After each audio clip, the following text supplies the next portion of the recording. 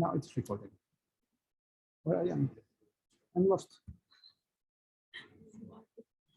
Okay, so the talk is why James Stirling? Well, it is not trendy anymore, which is good because studying it is refreshing. It is clearly one of the most able architects in the 20th century in Europe. And he did many extensions of buildings. And he went through many of the issues they're struggling with. This kind of in-between spaces, this connection with the context, the use of the glass, the circulation, these buildings in which you go through, but you don't enter inside, and you can still enjoy them, and so on. Right? So it's quite interesting guy. The photo is, I think, dormitory of St. Andrews University in Scotland. So Stirling is UK, but he was Scottish. Scotland is a very interesting place. A lot of very intelligent people there, right? Very sensitive. And well, this is like a really a building I didn't visit. I wish I could go and see it. But if you have to do some kind of a community building, some kind of residence for students, it's a nice case study to work with. And very simple, but very nice landscape gesture. Just putting just the artificial mountain. That's enough to create a tension between the building and the void in between, and make something playful in which students just go there, jump, run, exercise, play. Such a little thing changes so much the landscape.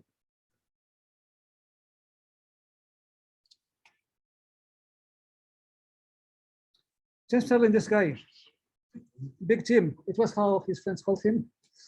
Actually, he was tall and fat. And he died quite early because of bad lifestyle. No matter how genius you are, try to be reasonably healthy. Right? He was famous because people would find him around London with his tumbler full of whiskey, just, where's my house?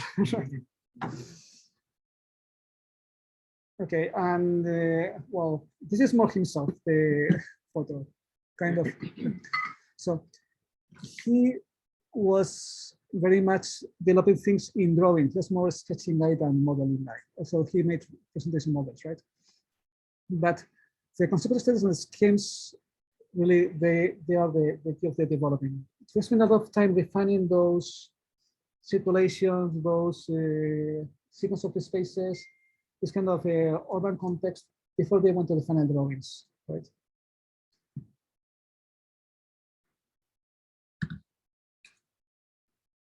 And then, well, I didn't get all the things, but they have like a very, so the pencil, the plain pencil and small diagrams, so like the thinking process. And then the color pencil, the majority goes to the final stages when detailing and trying to express the building as it is, right? And then scale, accuracy, hand, and A. So this is the way, this is the craft of designing. People are sketching, but you could make a sketch 1 to 500, 1 to 50, and really the scale, not only dimensions, but the proportions were quite right. This is very trained guy. Sometimes I show his graduation project, but this is not graduation, so here. And you can be surprised on how much he developed it. So this is one example of one of his oldest buildings, 1971. This is like a old style, cheap, high technology. But this is interesting. This is like a really small drawing with pencil. And you see you have plan, elevation, some structure, numbers, circulation, already one axiomatic image, one side diagram, because this kind of a small stream with a forest. So how do you have the views? Have a section within the diagonality. So this could be one sketch of a Yana, for example. Everything is there, right? But all kind of the same stage. There's a lot of thinking here. But there's not a project there. But you can see, okay, we can see something which I've gesture. So you can see like the units there, right? Probably this is rooms, common space, this diagonal, right? 45 degrees, kind of very common thing. You can see Alvar Alto fan somewhere, but then being rationalized again. Circulation around the rooms, but okay, if you have circulation, how you have to the views, right? How you make this building embrace the landscape and so on. And then little by little, you can see there is a big step, but still this is sketching. But we can see already one intention of having something soft section with some kind of basement, some kind of plinth to get the views. We have the scale of the trees, and this is not any more generic trees. This is like a whole popular, right? And this is important. When we draw trees, we have to know which trees we're speaking about. But it's not final. So you have different sketches trying to see, okay, how is the circulation? How would you access the units? How is this corridor? How we put things with the river? So the section could have many different plans, right? Can be too straight. How can we combine different stairs and different corridors to make them shorter? How can we have a continuous stair, for example? Each project has like hundreds of those. But you can see there's a progression. And the ideas converging little by little, getting to some kind of solution. And this kind of the final sketches, but still is a long way to go to the final building. Again, this is not final at all, but we can already guess getting into the size, right? This is why having some very rough sketch, right, and going suddenly to one scale floor plan is like very much sudden, because you have to improvise a lot of things. It is impossible you have everything solved at 500 or even 200. So little by little and solve things, the facade, the access, the stairs, the elevators, the circulation, the common spaces, and all more or less in the same stage. If you go straight to one final solution, it is very obvious things are improvised and many things are not right. Okay, this building, in the words of Stirling, was in the high technology 1958, 1960, I think. Very cheap, poorly maintained. If you go there, you will cry because buildings are falling down. Universities have this kind of thing. This is Cambridge, I think. But they don't maintain things well. Well maintained could be, but himself in later talks said, okay, at that time we were young, we were very energetic, we believed in technology and we did thinking it was interesting. Now those buildings are falling down and you might think they are horrendous because the trend changed to more novel postmodern. He died just before postmodernism was getting over. So this was very criticized. And no, you have to have the classical language, the arcs, the columns, not technology things, right? But still, I will not go into it. It's just the interesting is the process, how drawings are more than floor plans. You have the plans, sections, perspectives, elevations, and working in distribution, proportions, sizes, construction, structure, everything, little by little, progressively. And the photo is very much in purpose. This is very photogenic building, but shows that the process goes up to the smallest detail of the landscape at the building. Landscape is not anymore just a flat grass with some casual trees and say, okay, this is the landscape. This is really much being part of the building itself. This is another very interesting building, Leicester University Engineering Laboratories. If you see the drawings, this is quite a small building. So this is a tiny tower, right? With the auditoriums and some connection in between, and very soft connection to the ground. So this is again a university campus. The laboratories are huge, but the research offices, you always need some space to work. It's a bit more contained. And he was able to make something which contrasts very clearly with the very wide laboratory spaces, and have the auditoriums, the classrooms near the entrance, so the access is very easy, but they make a kind of a technological support for the towers on top. This composition is very clever. This, of course, the idea is taken from Russian constructivism. There's a famous House of the People, who was it, Melnikov? probably. Right? So the quote is very clear, even the color and so on. But you have a big platform, big stair, so you have plenty of space for people to meet before or after some of the big meetings, right? And then you have an elevator which serves one of those, another for the other tower, which are still connected. So it's kind of sequence, right, of scales. It's much more than making a structure. It's quite logical composition. What that means, this guy was very good in terms of design, composition, proportion, and working.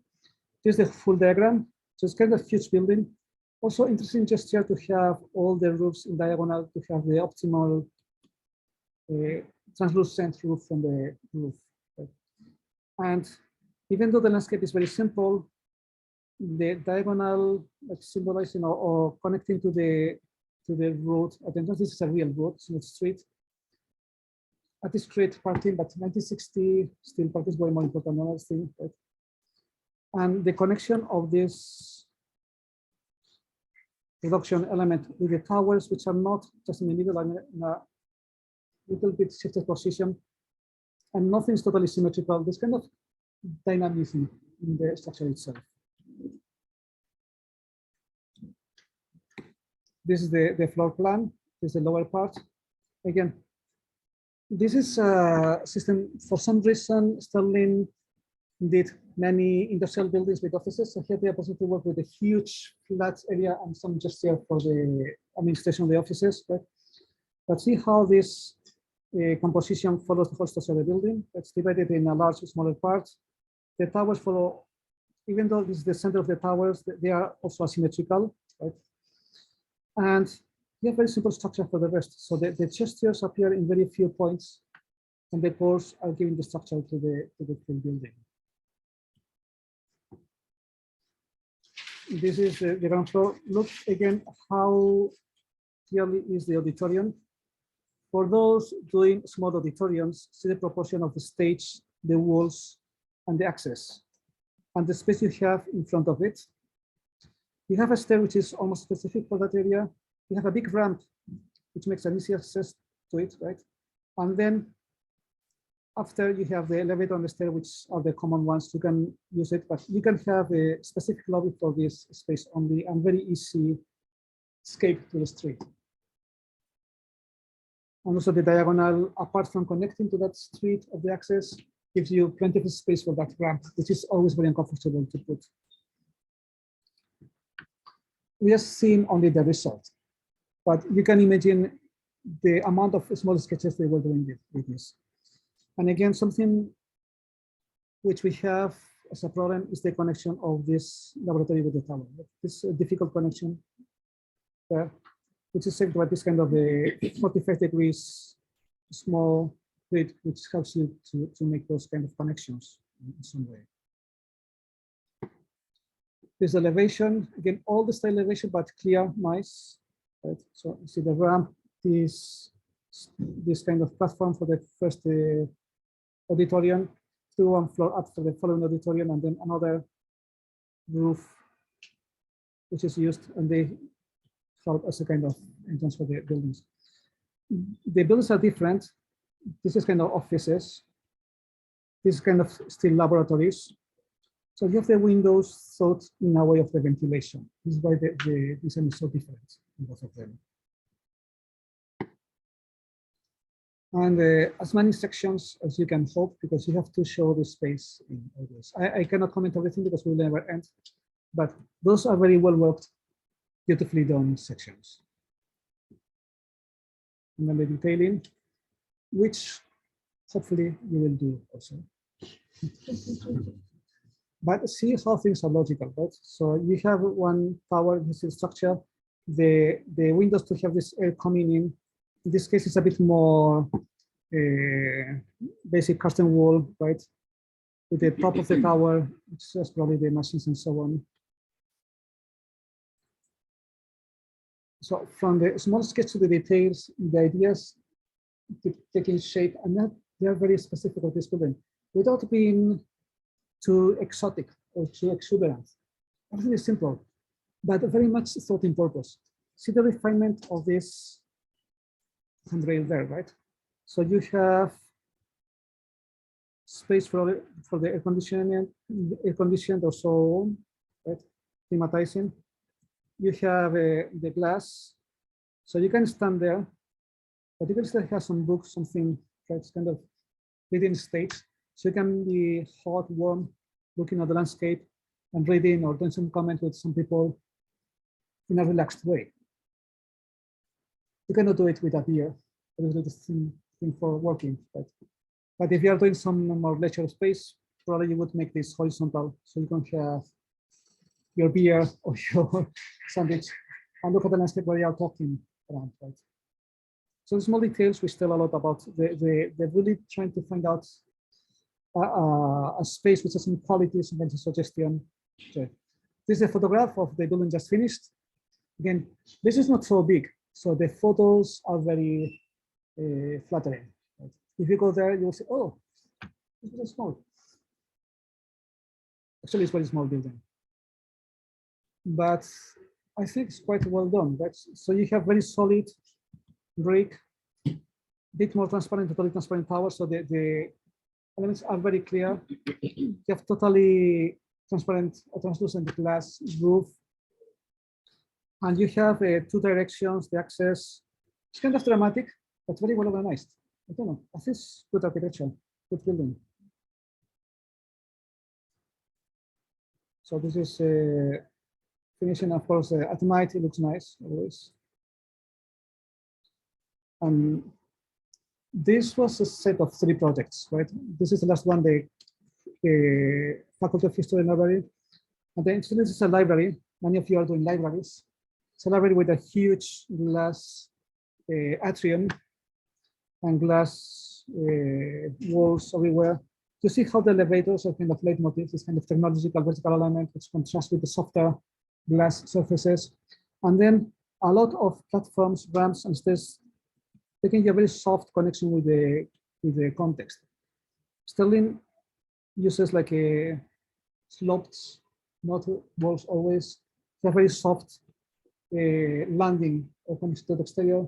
Those small hills, as we saw in the cover before, all those are quite simplified, very simple, but quite gentle in the way the building connects with the landscape. And this is one problem we all have when working with the building and the park or the square. Right? So you see many of the results in this simple architecture. Again, there's plenty of parking, the building in the middle. There's a bad photo because I have to take from the book. So this is mostly a huge building storage with a reading space in the atrium, right? And then extended space with the course on the 2 angles of the tower. And so you have more books, and all administration looks at the space under. There's like a high technology asymmetrical aspirant library, British style. This is the building, too much glass. So he had, so in the shade place, just the are cold. By the way, the balance of glass of brick is quite interestingly done. Same as the stairs. Look at the scope duplication. Stair going up and the other going straight. It's small gestures there, which I mean there was a lot of time spending of thinking how things would be solved there. Glass was not a good idea. Even though they made the diagrams and they tried seriously to make like a double layer, double skin to have natural convention and protection. 1960s technology didn't work so well. It doesn't work with Hannah Square like 50 years later, right? But okay, we can just think this was okay. And things were very advanced, like having local climatizing, right? And a big kitchen moving there and so on. This kind of concept drawing, this kind of joke in the 1960s was very common. The architects drawing their buildings as objects or as ruins, right? Which is kind of the, okay. The concept is caged, but kind of playful, but trying to thinking, okay, this is a great work. We're very happy with it. We are trying to do many things, but don't take it too seriously because we're just trying. Well, at this time, James Stirling had a associate, James Gowan.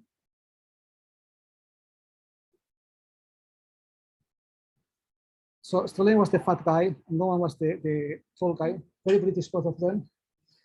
This was a Gothic guy. This was a Baroque or Renaissance guy, previously. So James Gowan was very much a technical guy. And the guy who was sure things worked and the building would really be functional, the structure would work. Stirling was much more about the space, the design, and things like that. And eventually they split because James Gowan was thinking that Stirling was like too much in fantasies, and at some point they would have too much trouble. At some point, those buildings didn't work correctly. So they split. James Gowan still works in his office and has kind of interesting work. Of course, this is quite old now, but then after that, he made a new society with Michael Wilford, I think. Wilford, what's British? Michael Wilford. He still has his office on the Streetwood office. Some of the photos, and everything simple and cheap, but not at all improvised. Very difficult details like this side entrance, which is clearly secondary, with the brick and then the glass border. So you have always enough space between brick and glass to have at least one module. Doesn't look like something too much in the limit. And this kind of accessing always a tangent to some place, not going to the center, but the borders moving around. And always with plenty of space. Those who work with ramps need plenty of space, not only in the length, but also on the sides. Most of the ramps are always next to open space. So you have a long way, but you can enjoy by looking at landscape around. You are not stuffed in a long corridor at all. Well, this is quite interesting stair. And this is the slope we saw before, right? So you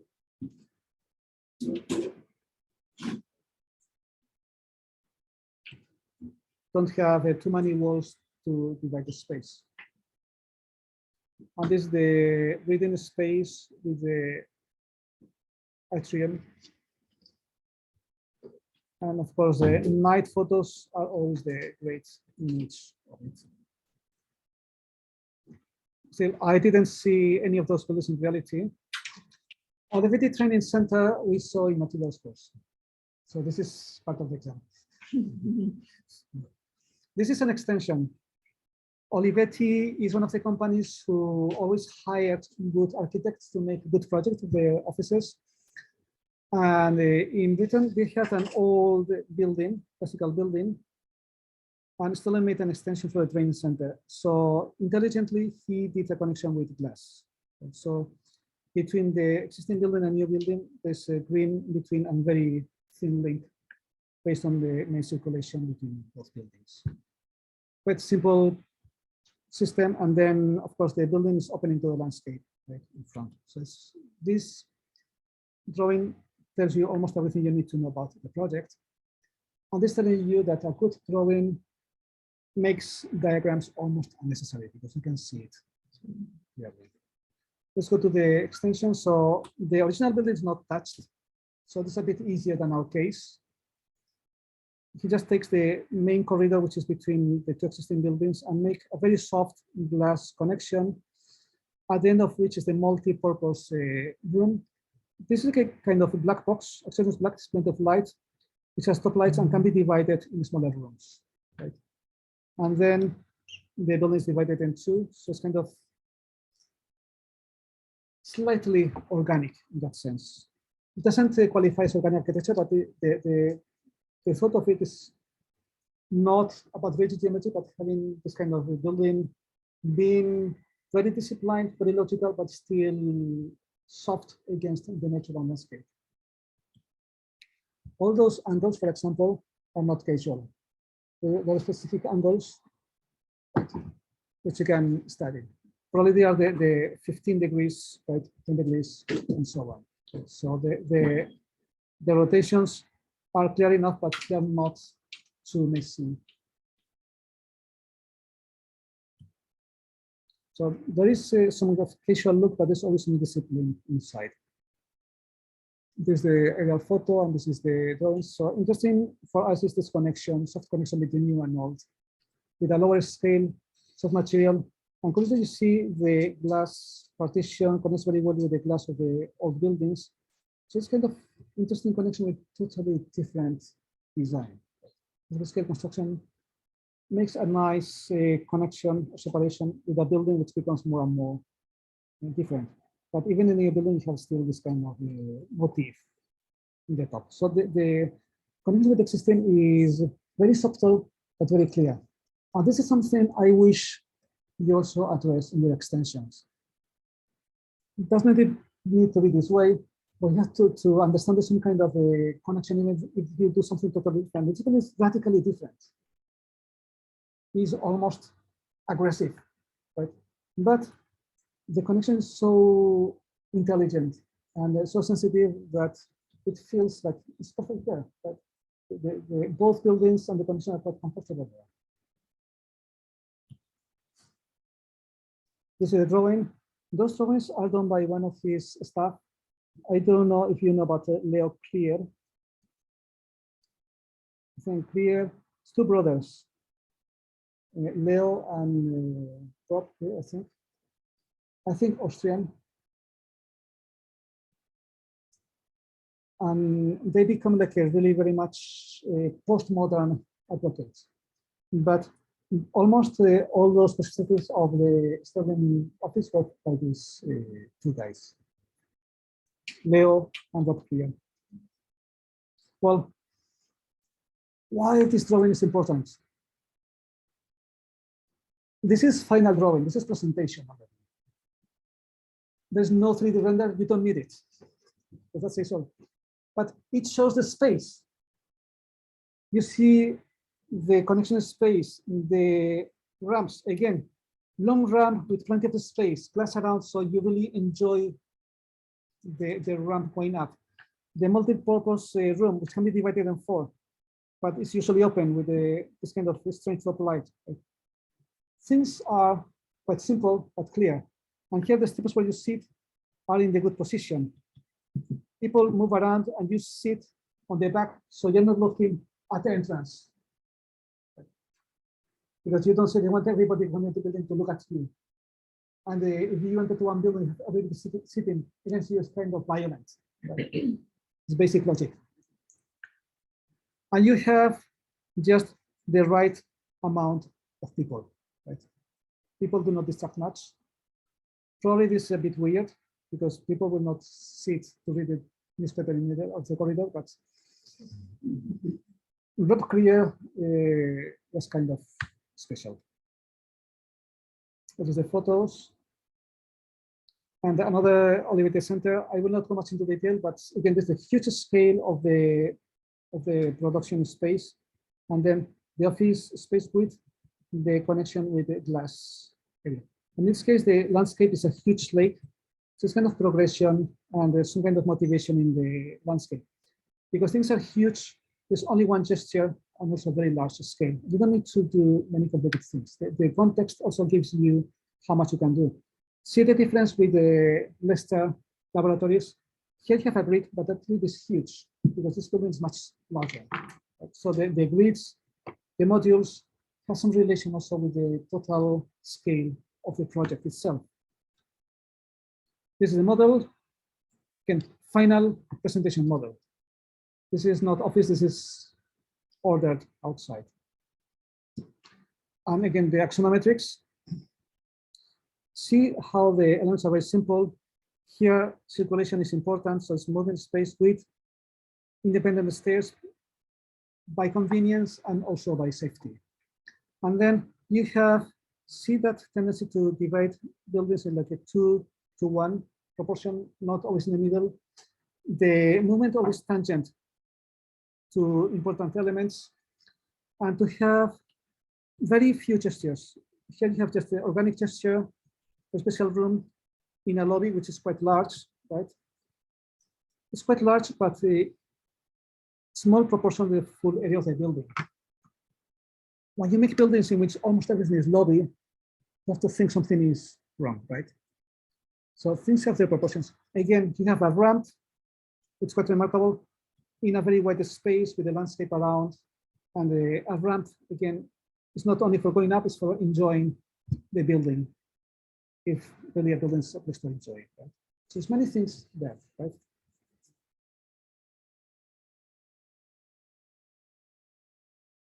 There's some details of the model, right? So quite interesting, this kind of greenhouse with this gesture, which you see keeps changing the shape as the design was defined.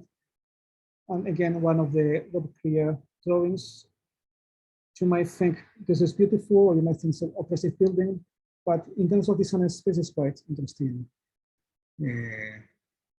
Use of the stair sequences, of the glass roof, and this kind of podium, which actually prevents you to see the lake. You have to go upstairs to see the lake across this. And this is the drawing of the lobby. Actually, this is preparation drawing. This is the pencil sketch. And this is Stirling himself. And I think he got very upset to his assistant Krier, telling, come on, this is to publish it to the clients, and now he's immortalized. In a actually very Baroque table. This is a Baroque chair. So telling, come on, this is something weird about here, because this guy was a Baroque guy. Well, many motifs. This is clear reference to Le Corbusier. He very much did kind of the evolution of the classical column in modern. You'll see very much in his buildings, this kind of motifs. Smaller project, not so famous, is the Rice University School of Architecture. This is already pure postmodern period. And I should have read more.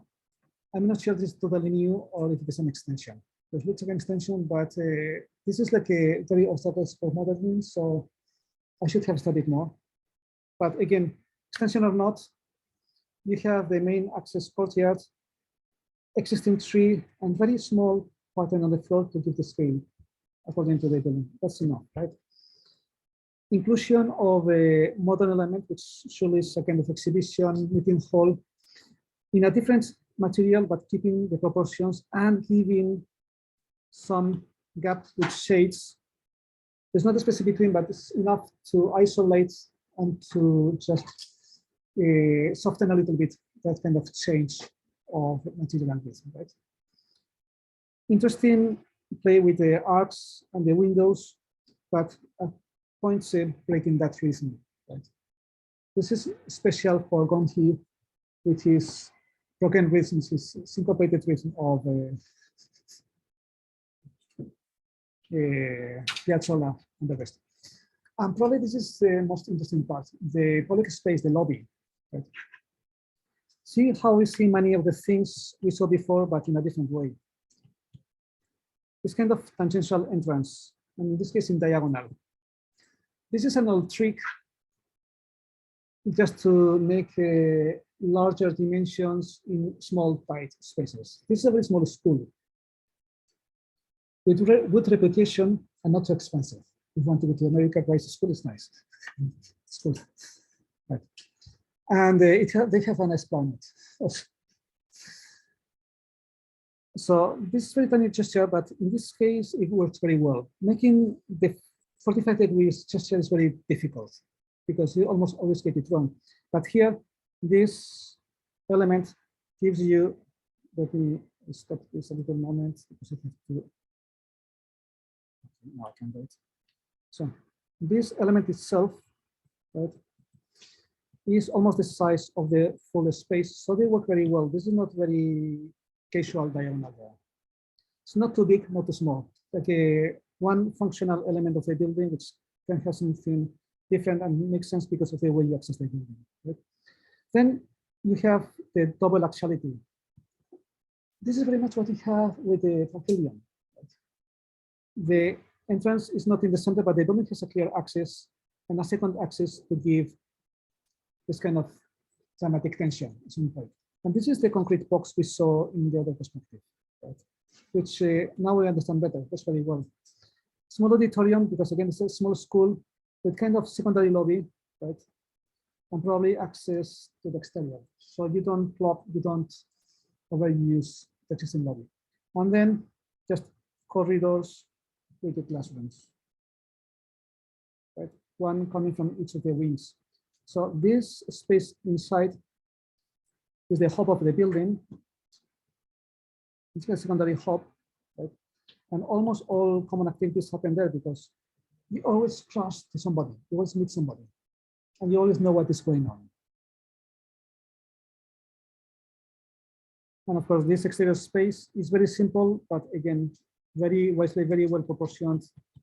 It's a bit larger than the lobby, but not overwhelmingly big. And of course, you have secondary accesses to make the room a bit more functional, which is logical in this kind of building with many people. Very simple, but very clever floor plan.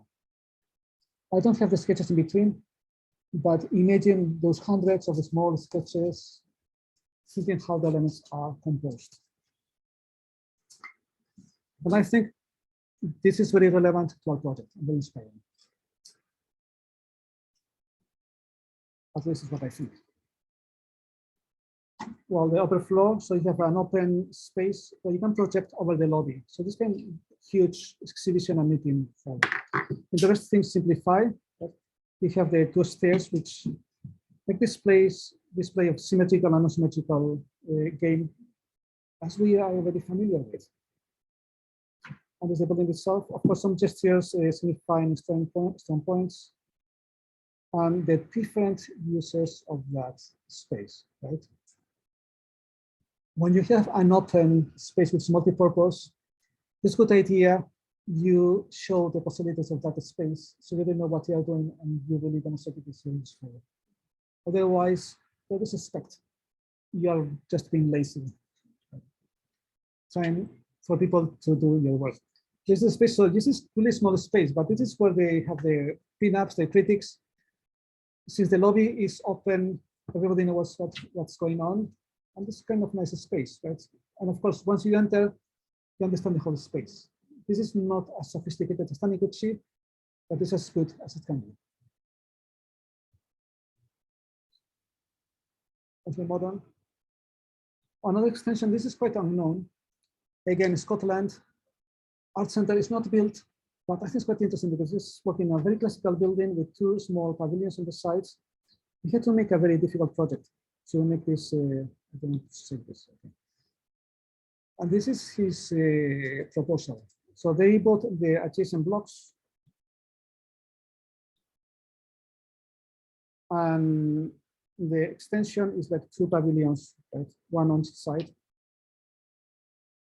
In this case, it's totally symmetrical, but the building, the original building, or the original buildings are left as they are, right? So what he creates is a new urban space, a new void, which is a different scale. So the things are very big, but connects to the rest of the city. And then the in-between space, as you see very often, is this kind of glass layer. Right? Of course, glass layer to have top lights, and this kind of box, as we saw before in Navigating. This is diagram. So original as they are, and then the rest just connecting to the urban fabric, but creating a big void. And you see in the part below, this multi-purpose space is showing all the possible uses they have. So you really know how many people can go there, how it's organized, and the different layouts they can use. When you do something which is undefined use or multi-purpose, it is a good idea to show always the different possibilities, because that might make you to change and to organize things in a different way. And see also how this opening in a quarter of a circle really helps to have some kind of a circulation conditional space to much more formal elements in the two corners. I don't know why this is not so much published, because it's quite interesting project. This is axonometric, and again, this is very much like the Nolly map. Did we see the Nolly map of Rome in our class? Nolly map of Rome? Next day. But you should know, this is exam question. The one. Yes, so like this. So the one in which you see the ground floor of the buildings. I think I saw it back. Studio 2. Okay, I see it. That's very important map. Okay, this is a way of showing the map of the city, including the public spaces in the drawing of the city, right? So from a very fragmented space to a much more meaningful public space. Yeah. And this is kind of masterpiece, the most famous, and the one I want to finish with. There's only one more comment around there. The Stars Gallery in Stuttgart, 1994, was also one of 3 projects in Germany. Out of 3 projects, I think this office won 3 competitions, but it's the only which got built. And this is 1994, like a George Orwell novel, 1984. It was the beginning of the museums as innovative, more educational, more participational space. This was the first one. Why do I say that? Because this is the case in which the architect created one space where people like to be. The building opened and it was immediate success. The flow of visitors increased like a tenfold. Became one of the most popular places in Germany. Right? And that encouraged other museums to improve their program, their organization, their spaces to have more activity. So those doing museums, this is a very good case study. But even if you don't do museums, as a way to plan, and you see this quite large scale building, a very difficult context. So to work with difficult context, complex buildings in a complex site, this is a very good example. You have a huge highway.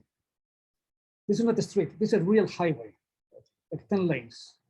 You have a forest, you have a historical building, and then one of the empty plots from the war, which nobody knew what to do with them.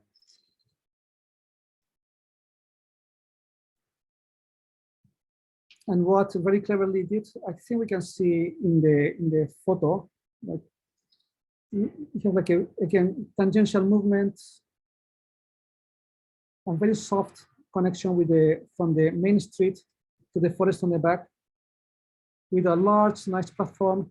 You can access the museum if you want, but you can go through ramps, again, ramp to enjoy the landscape and the environment.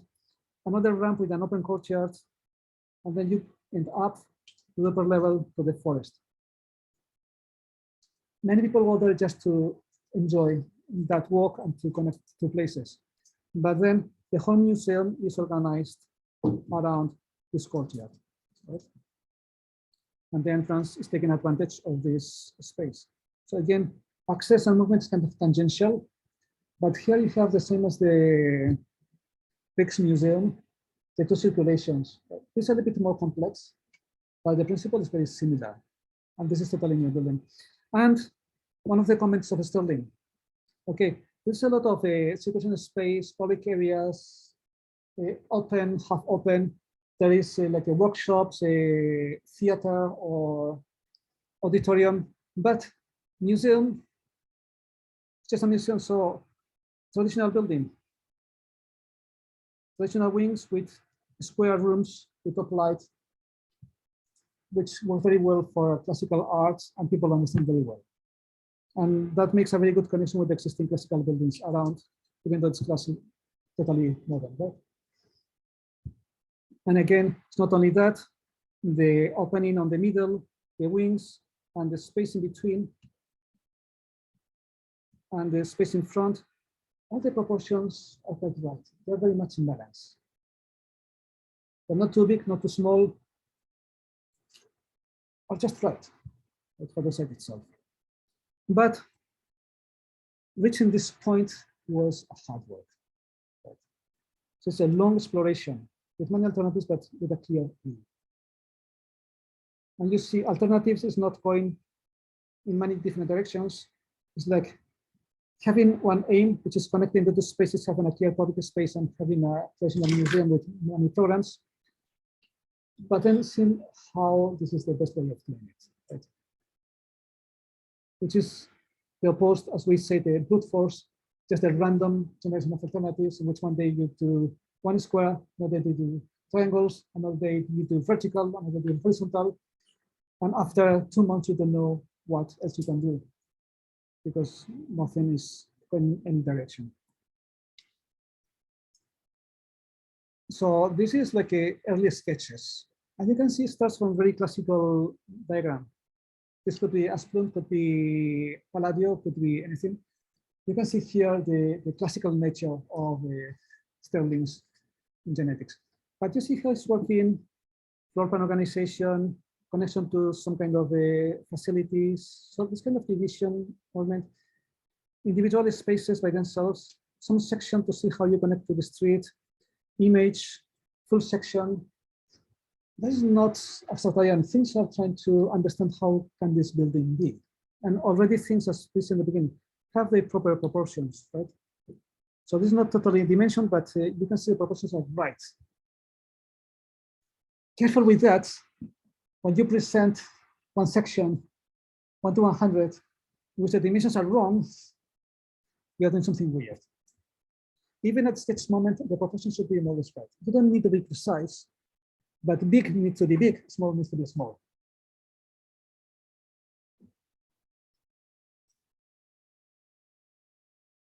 So you can see how little by little he gets this kind of asymmetry, this kind of tangential, kind of tangential accesses, these diagonals to increase the movement, the space in between he needs for additional programs, the ramp movement. This look at really designing the movement, right? But not putting arrows as you're kind of a circulation expert in the city. Like really imagining the space, what is around, and how you move in the volumetric building, and checking with the sections, right, all the time. And again, this is diagram, but the dimensions are quite right. And you see people have the right size, right, almost there. Like here. And there are no details here. Still, because again, not even windows, because now what's important is how the general building is organized. This may be like a 1 to 1,000 scale, all this size of sketch. And then being a bit more precise, you see already numbers. I'm trying to put real stairs and real structure there. And this is 1 out of hundreds, right? And the point is not hundreds, is that we all try to get the best solution on how you put this kind of lobby, this diagonal, the other ramp, because you have a auditorium on the right. How do you move around this circle? Right? Once you solve this kind of circulation, these elements, the rest is very easy because it comes almost automatically. Even when you go to this casual course, you see that this kind of very obvious piano courses in the beginning had many, many sketches before to see what's the correct size, correct proportion, correct way of entering there. As a single element and as a part of that kind of strange shape around there, something more sophisticated, too complicated, more close to the original, and so on. You could spend hours, and you kind of share the thinking process of the time. And this is the kind of process we should have when we design. Understanding things, how they work, and find the best solution we can within the time and the possibilities we have, of course. This is already 1980, so it's like already late 50s. So it's has a lot of practice, a lot of training, right? And knows a lot, but still you see that with his experience, he has also to try hard. At some point, you start to see materiality, you start to see the openings, proportions a bit more detailed, the organization of spaces, and numbers, dimensions, right? The study of the light, the real sequence with the dimensions and so on. So you start with the bilateral defining the project.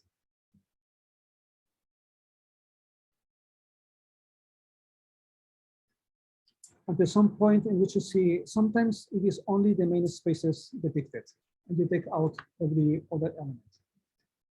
This is something we do in analysis, but we can do also in design. The spaces and the paths are separate to see how much logic they are, how much organized they are. Because you know, when we draw, we are like God, we see everything, but people within the building feel like labyrinth. So you have to imagine how people really perceive the space.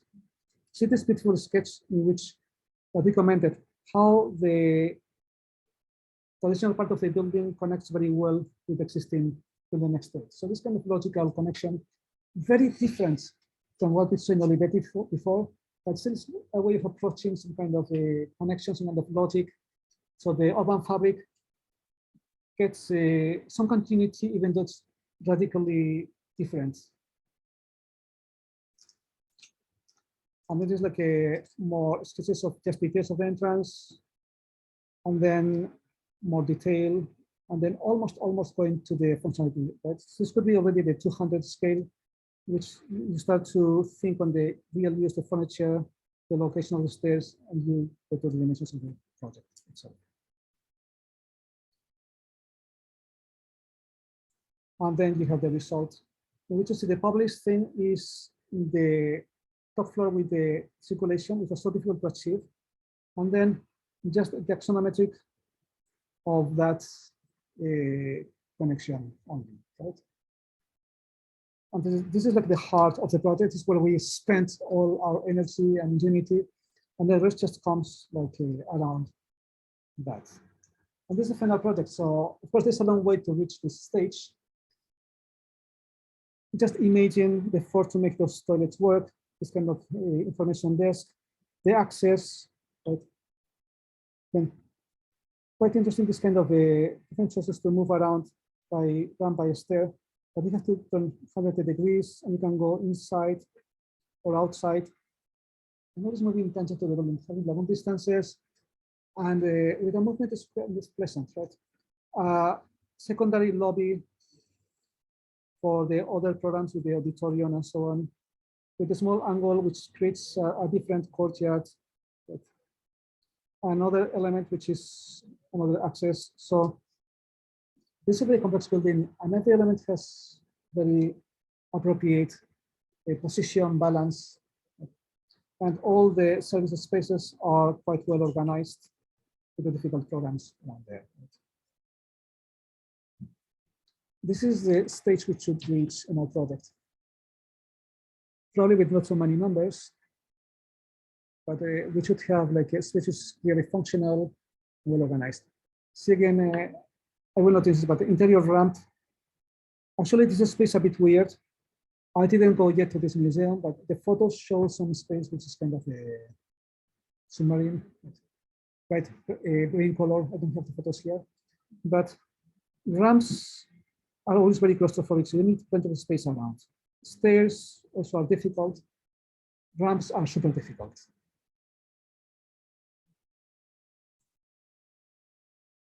Well, this is the once you go over the museum, this becomes very simple. Just rooms mounted by doors. Again, perfect squares, connection space to the other museum, and then smaller squares, and then connection spaces. So there's some kind of balance. Even this kind of opening over the lobby is more or less the size of a 1 meter square space. The same with the space in between. Things are not disproportionate large or small. You have some logic. Same with the ramp. This is quite a generous space. It's quite large. I couldn't say the dimensions, but it could be in the order of 3 meters or so. 4. The size of things in absolute terms has not any meaning. We know the size of our body. We know that we need at least 2 meters to go comfortable on the door, and at least 70 centimeters to be through one door. But one door being 2, 3, 4 meters high or 2, 3, 4 meters wide means nothing without that context. 1 2-meter door can be ridiculously small, or could be enormously huge, depending on the context.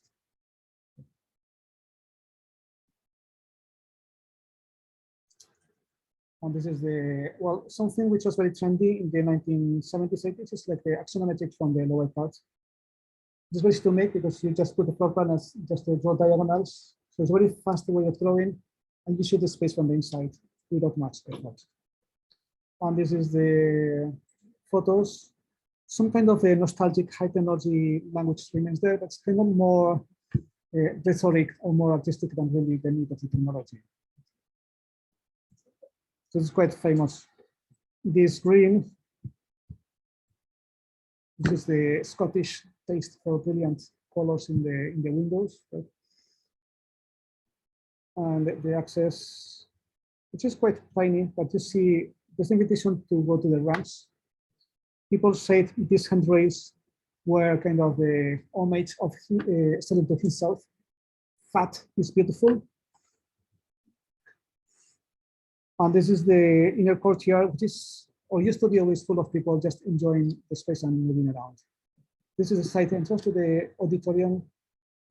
Again, this looks like a very much out of place canopy, but it's the point. We have this corner with the ticket pending or the offices. And this is a space, always the canopies of the theaters where you close your umbrella and you take your coat out and you get in the building. So this kind of between spaces, which still exist. So the building is quite porous in all dimensions, but with a different character. This is quite important entrance, but it's clearly secondary. So just to add a little more, this is mostly for housing, but he had a lot of interesting housing studies based on the study of existing towns. We're not going to it, but you might benefit from this for next studio, which we have housing. If you stay with us next semester, you will do housing. If not, it's up to you.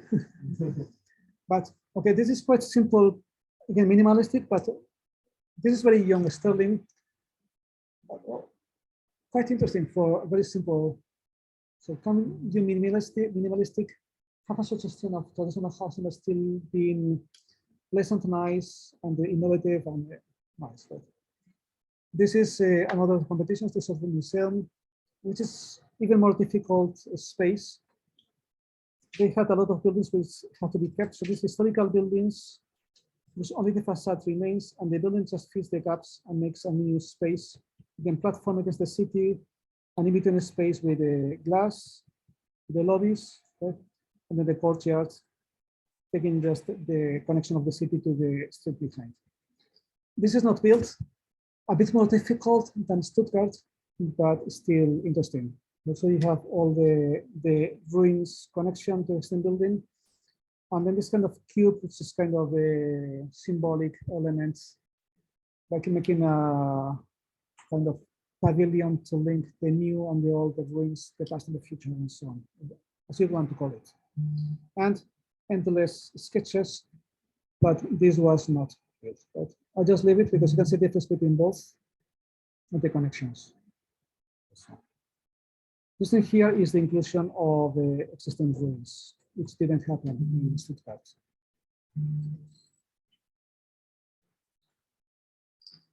A nice section. So something which we should learn to include the context on the elevations. So we see how things look, not the building alone, but just on the street and the buildings just on the other side. So we understand much better the scale of the public spaces we create, the courtyards, and then the streets and so on.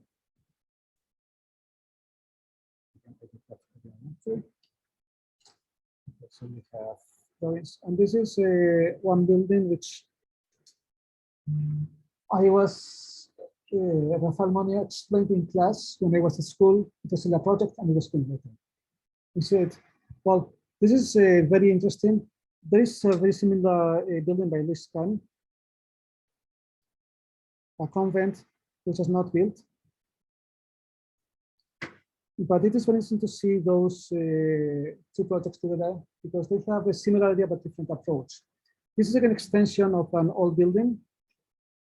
And what he does is to create kind of a invented archaeology of a church, Roman, medieval castle, kind of a symbolic pavilion, and then the boring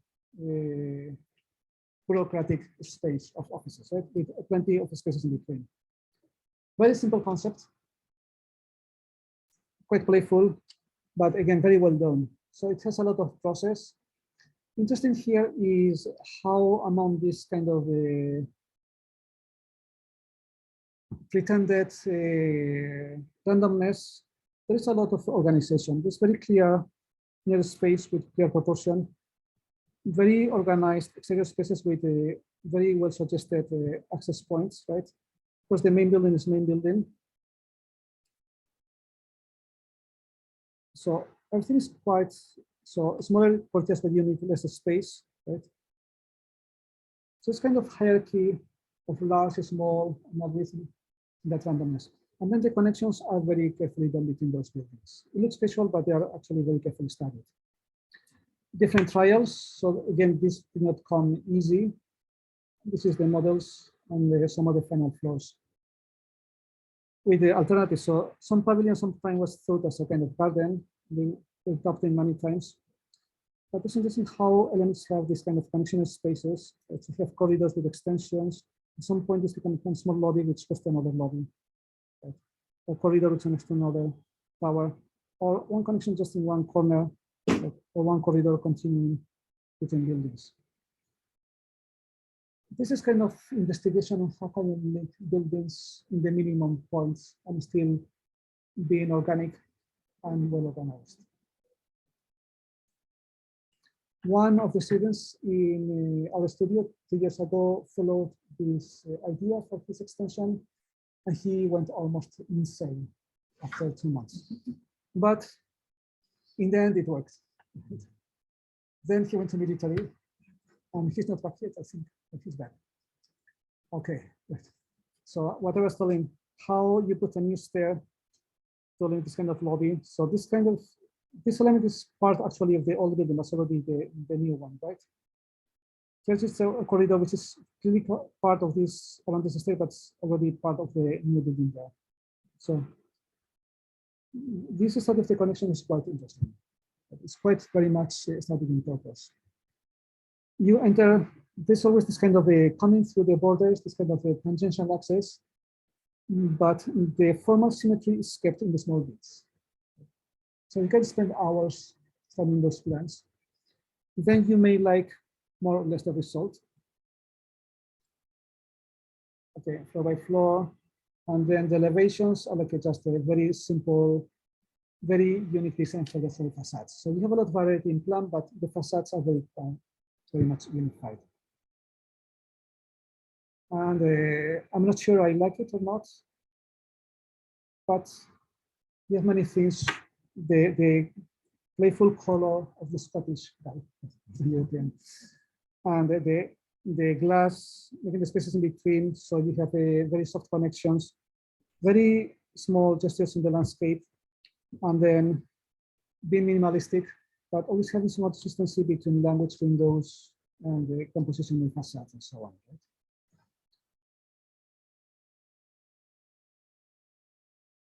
And again, this is one building in my list of things places to visit. But we have one student nearby, and he sent some photos. I don't think he liked it. That's it.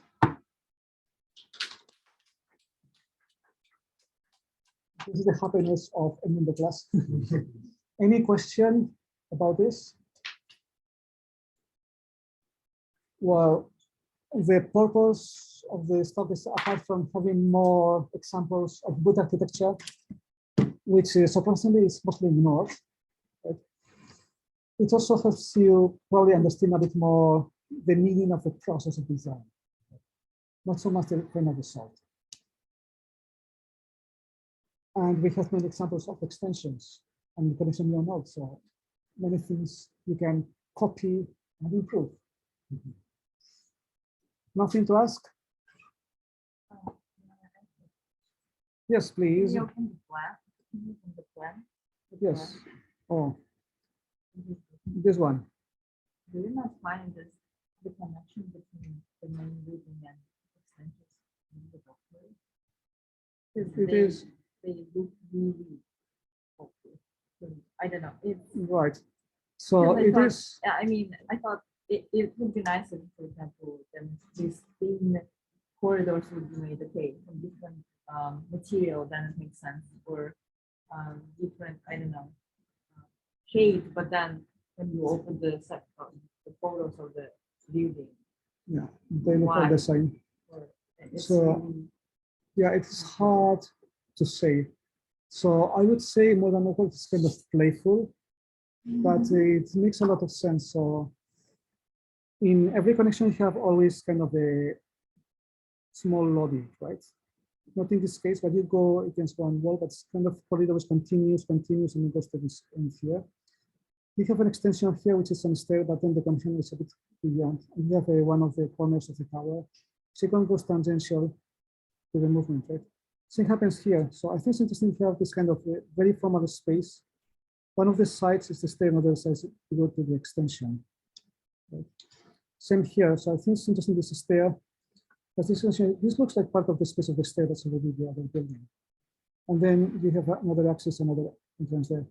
And then the corridor goes very comfortable to the existing building or to the new building, sorry. it's kind of like they didn't touch the building, but they touched it, so it's Right. awkward.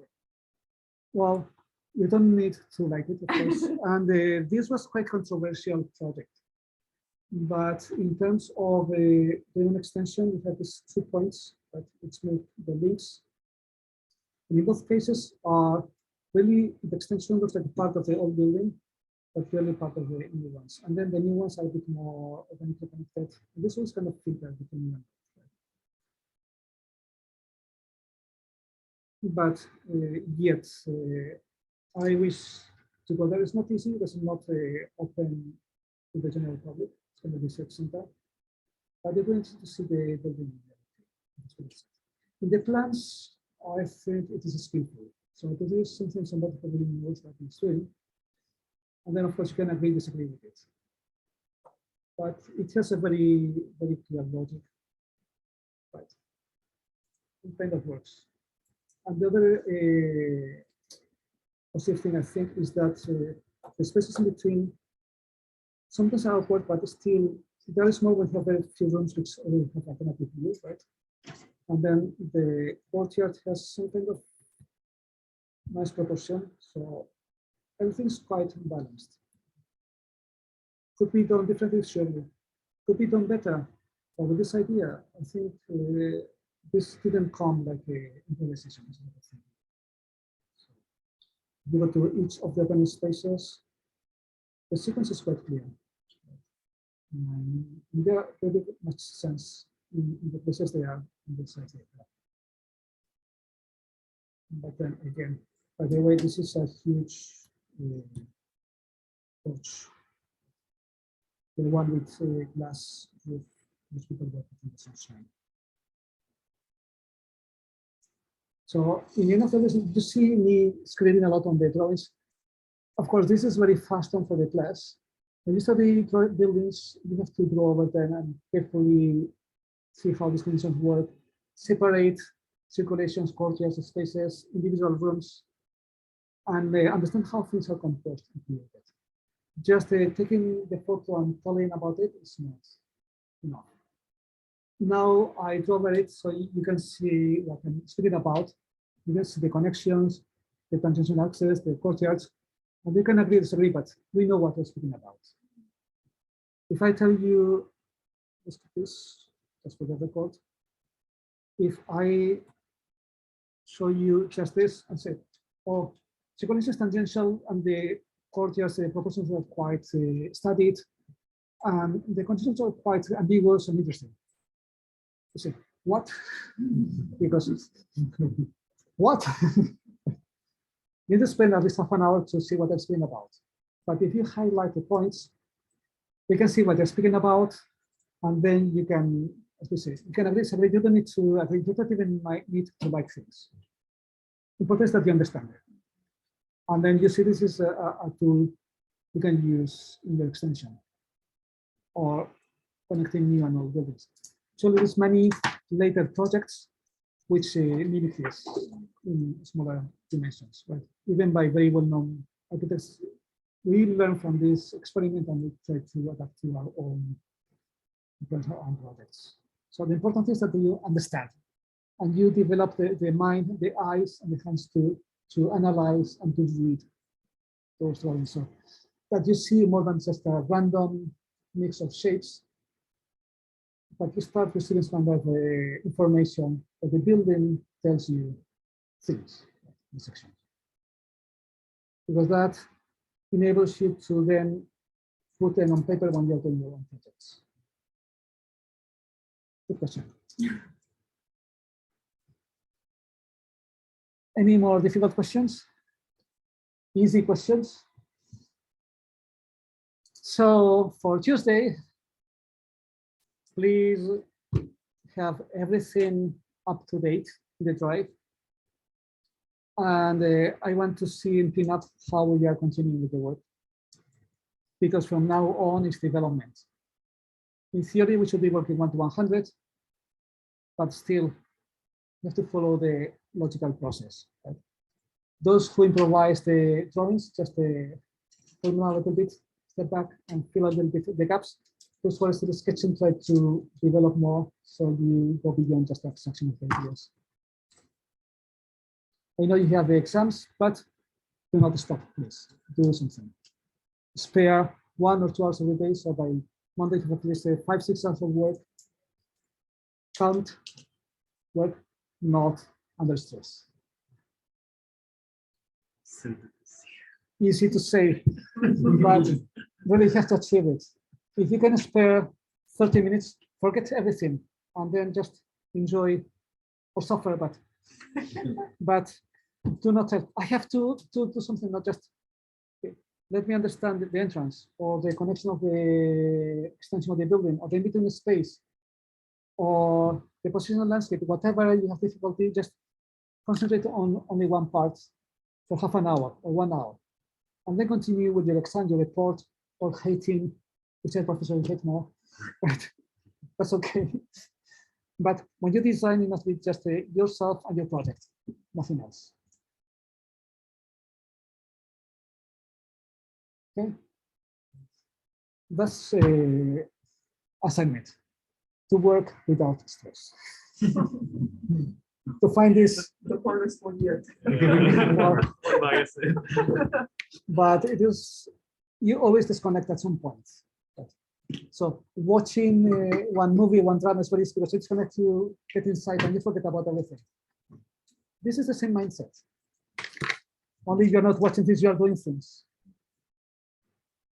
Okay, so let's collect things, and still we can make the photo with the flowers if you want. Group photo. Let's stop here. Stop sharing and stop